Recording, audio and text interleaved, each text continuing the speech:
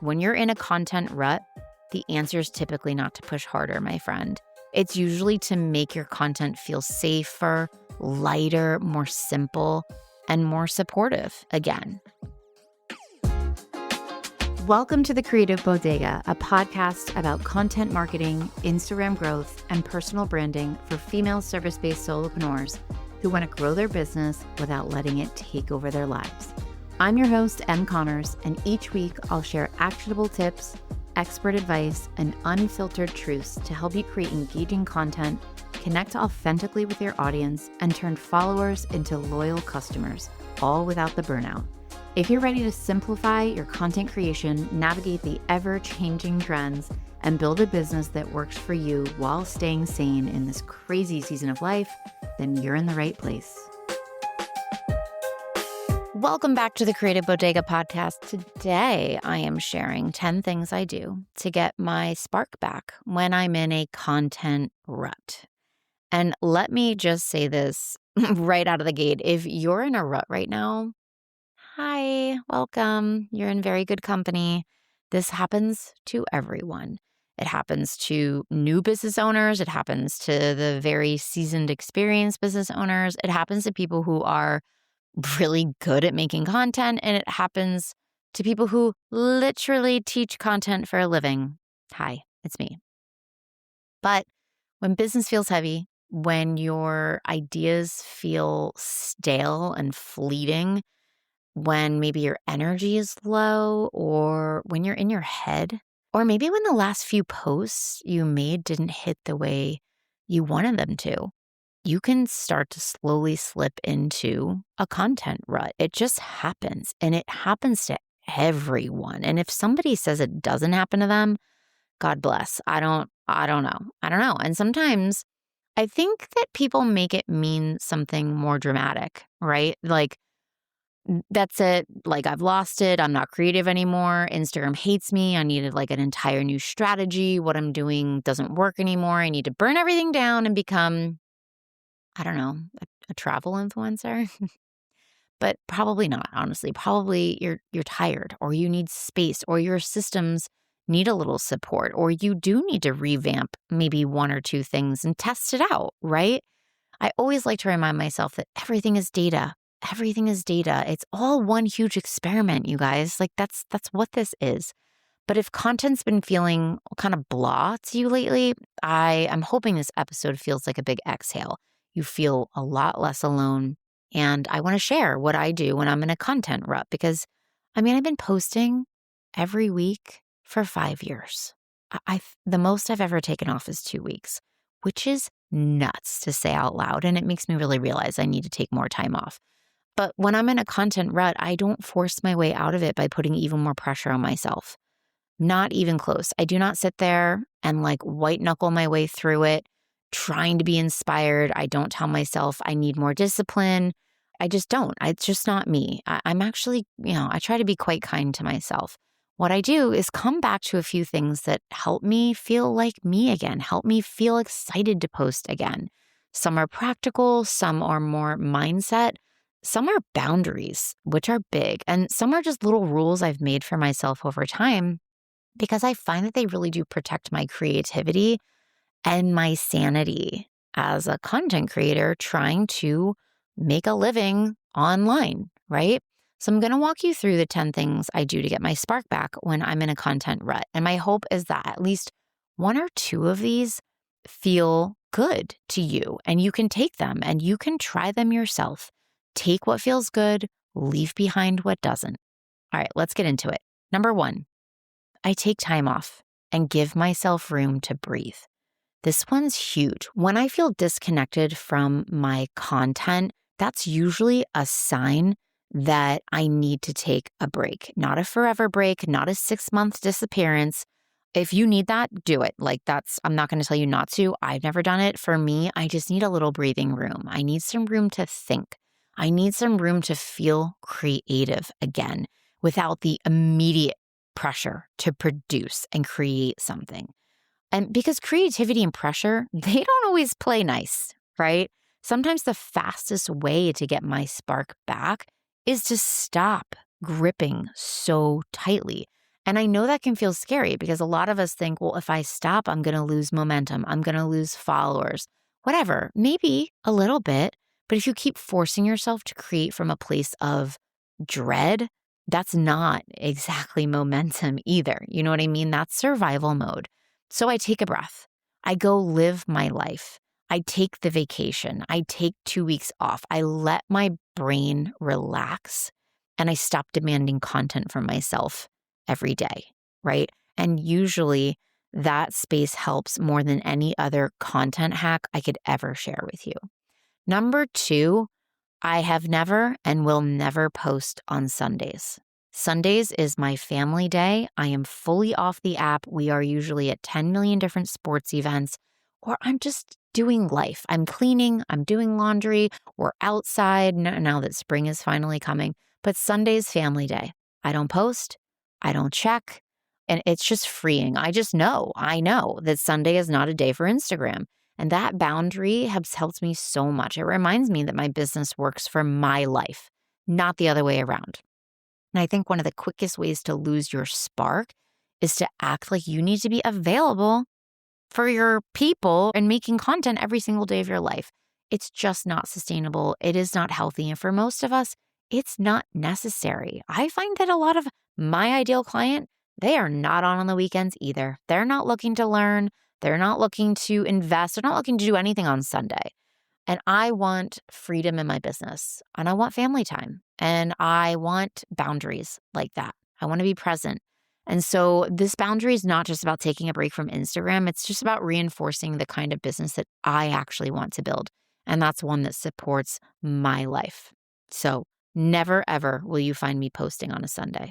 And I'm going to get to what I do on Saturday because it really doesn't require me or my attention at all either.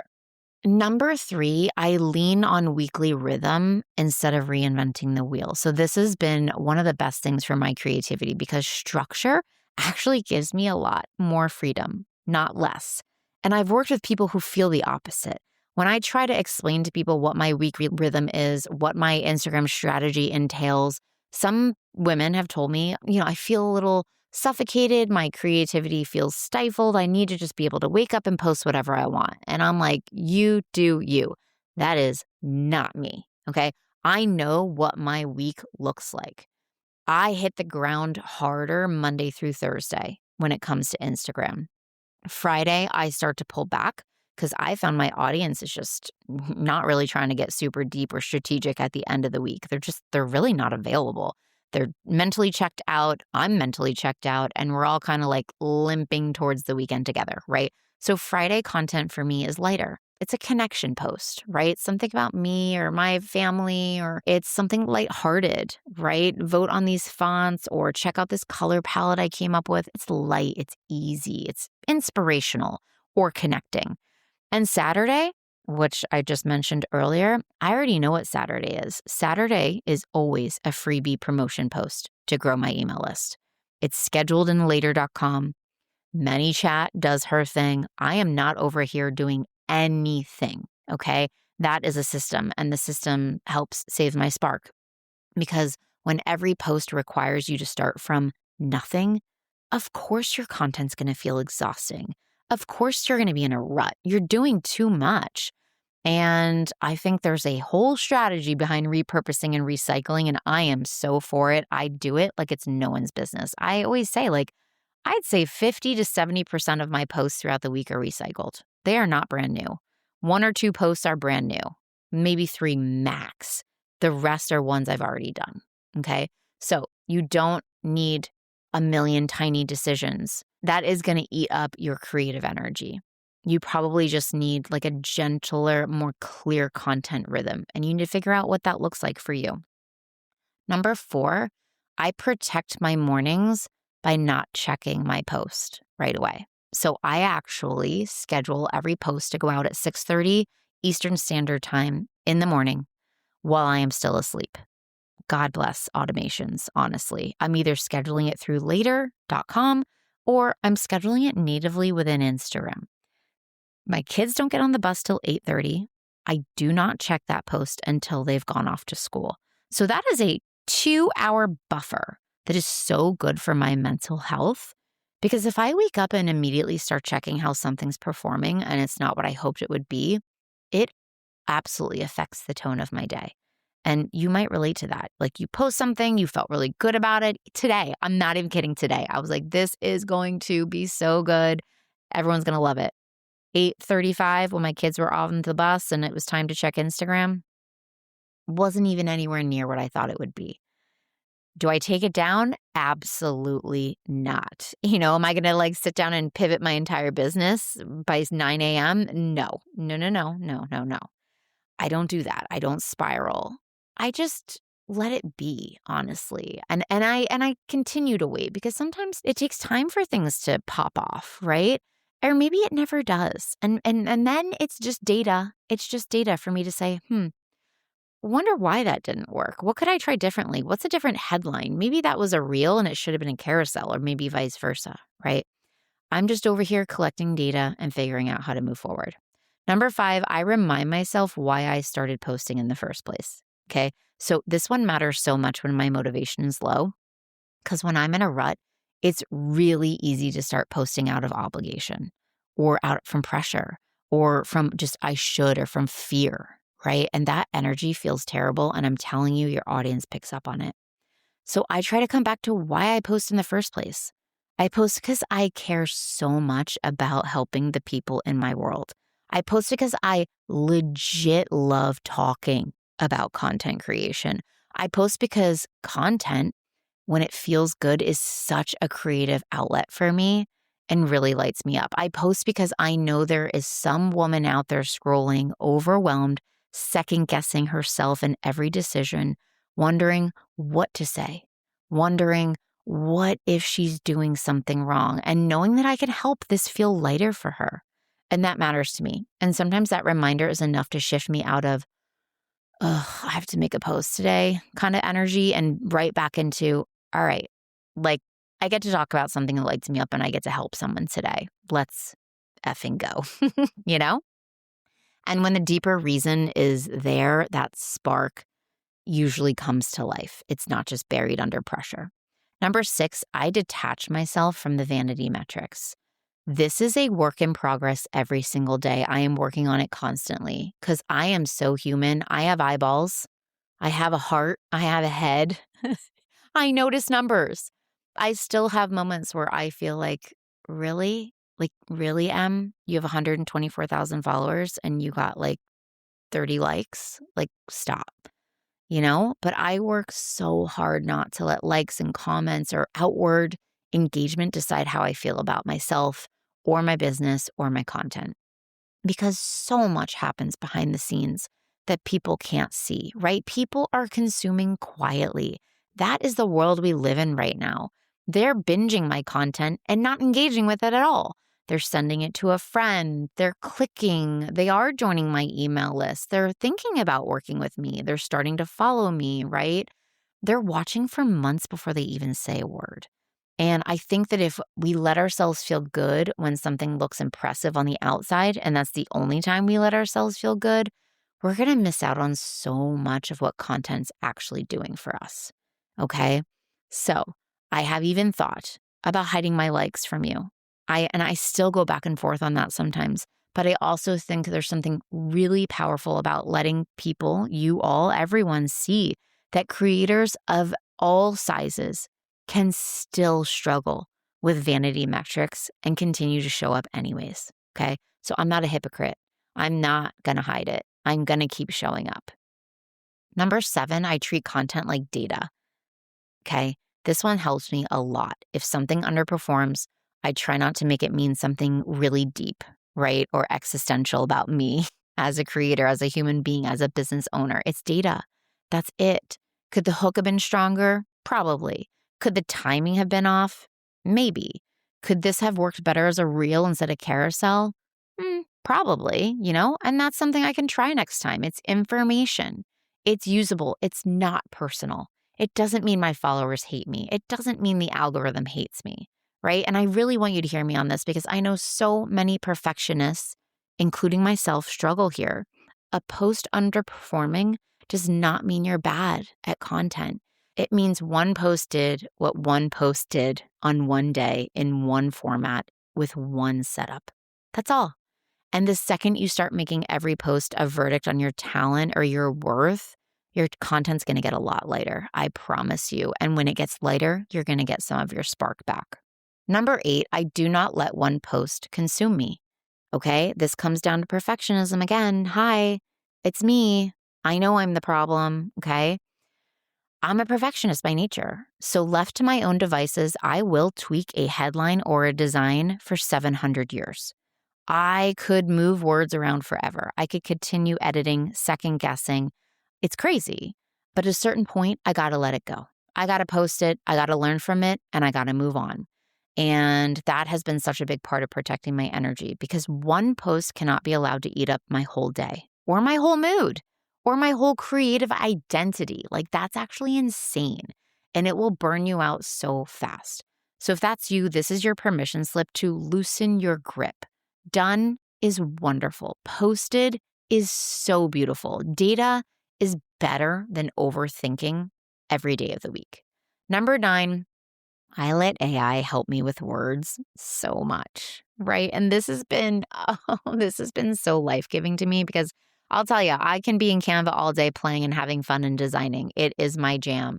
Words have always been hard for me, and I do still rely heavily on AI and ChatGPT for support with words, headlines, captions, carousel formatting, carousel copy, brainstorming, refining my ideas, all of it. And it helps me stay sane and it helps me from burning out. So yeah, I've worked really hard to train ChatGPT, whether it's a project or a GPT of mine. I give it strong examples. I have gone back and forth 500 times with it and taught it what I like, what I don't, phrases I would never use, tones that sound like me, structures that I love. I use it for support, not for a replacement for my brain, right? This is not like I ask it one simple question, it gives me the spit out answer, and I use it. We are going back and forth until it gets it right. That does not make me less creative. It makes me resourceful, in my opinion. And number 10, last but not least, I try to make content fun. Okay. And I say this, I think it's the last thing I say in my podcast outro. Like, remember, try to have a little fun with your content, right? This might be the biggest one of all. When I'm in a rut, I have to remember that this is supposed to be somewhat fun. This is the creative part of my business. There's supposed to be some life to it, right? It's not life or death. I am not saving lives. I'm doing the best I can to help people, to teach, to connect, to market my business in a way that feels really good and enjoyable. But if I start treating it like every post carries like the emotional weight of the world and like it's going to suck all the joy out of it. And then I sit there and wonder why I don't want to create. Like, hello, right? So not trying to be more impressive, usually from just being more honest and more simple and more playful, content becomes lighter for me and more me, right? And by the way, I think showing your face really matters a lot here too. Like, when I feel disconnected from my content, a face to camera reel can help a lot because it brings me back into the room and it brings my personality back. And it reminds my audience that I'm human. And I think that's really important. So if content's feeling a little flat, let go of the graphics. Get out of Canva. Make it more personal, make it direct, make it a face to camera reel, and just make it feel more alive and more like you. So those are my 10 things. If I had to sum up this whole episode, it would honestly be this. When you're in a content rut, the answer is typically not to push harder, my friend. It's usually to make your content feel safer, lighter, more simple, and more supportive again, okay? I think that a lot of us try to bully ourselves back into getting motivated, and that approach just makes me feel worse. I don't know about you. So if one of the most helpful parts of that reset is looking at your content with a little more neutrality and less emotion, I think that's really going to be the key to success. And it brings me to something that I would think would genuinely help if this is where you are right now. If you are spiraling over your post performance and you want a really simple way to look at what's working, I would snag my Instagram analytic tracker. It is $19. It is such an amazing little resource, and it helps you get out of the drama and really look at the data, which, I love. And if you're already in the content coven, you already have it in there along with so many more of my resources and strategies and thoughts. And listen, if you want more support and structure and a place where your content feels lighter, I think the content coven would be an incredible next step. All right, I hope this is helpful. And I'd actually love to know, what is one thing you're going to do to get your spark back if you're in a content rut? DM me. Let's talk about it. Okay, I'm here for you. I will see you on the next episode of the Creative Bodega podcast. Thanks so much for hanging out with me on the Creative Bodega podcast. If you love this episode, please be sure to share it with a fellow solopreneur who could use a little content creation inspiration. And hey, don't forget to check out the show notes for any resources I mentioned on the episode to help you create content that feels easy and actually gets you results. If you want even more Canva and content tips, head over to my website, thecreativebodega.com, or find me on Instagram under the same name. Until next time, keep creating, keep showing up, and most importantly, try and have a little fun with your content. I'll see you on the next episode.